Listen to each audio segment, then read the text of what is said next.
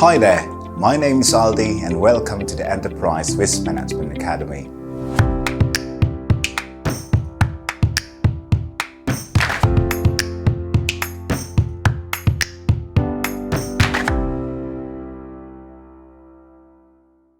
Have you ever imagined a life without risk? Or has it ever occurred to you that risk doesn't particularly affect your everyday life or even your everyday job? It doesn't sound realistic, does it? Whether you're a business owner, investor, or even a gamer, or just somebody looking to protect your financial future, understanding risk and how to manage it is essential. Risk, in the simplest term, is the potential for loss or harm. It can take many forms: financial, operational, strategic, reputational, and it can also arise from a variety of sources. But ISO 31000 defines it as the effect of uncertainty on objectives. Uncertainties are there in nature.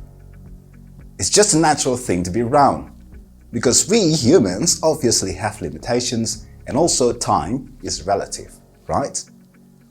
So this so-called effect must be somewhere in the future and hasn't occurred. If this has occurred, then you have a certainty instead. Makes sense, right? Now, take a look at this. You exist in the current condition, right? And you want to achieve your goal, and this goal is definitely somewhere in the future.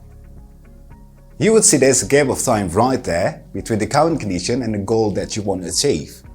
Within this period of time, a lot of things could happen, and we call them uncertainty. However, there would be just so many uncertainties that you may come across, wouldn't they? Then a question might pop up into your mind. What kinds of uncertainties that you have to manage? Do you need to manage them all? Quick answer: no. Why? Well, first off, you can't possibly be managing them all, that's for sure. There's no humans alive who's able to manage all of the uncertainties in their life, that's period, right? And second of all, you don't actually need to. The things you would only have to manage are the uncertainties that are relevant in achieving your goals. Right, now, the effects of uncertainties are basically neutral. Essentially, anything that may cause a deviation from your expected outcomes is the thing that you want to consider as a risk. Other things that are uncertain but don't necessarily affect your goals will remain uncertainties to you, not a risk that's relevant to your objective. Maybe to your friends or co-workers because they got different targets. But it's not your risk. That said, if someone thinks that he'll be living a life without any risk, he'll be living a life without any purpose. Because a risk will exist if you have a target. No target, no risk. And the other way around. So if you put away all of your risks, it also means that you're putting away all of your targets. I hope it makes sense.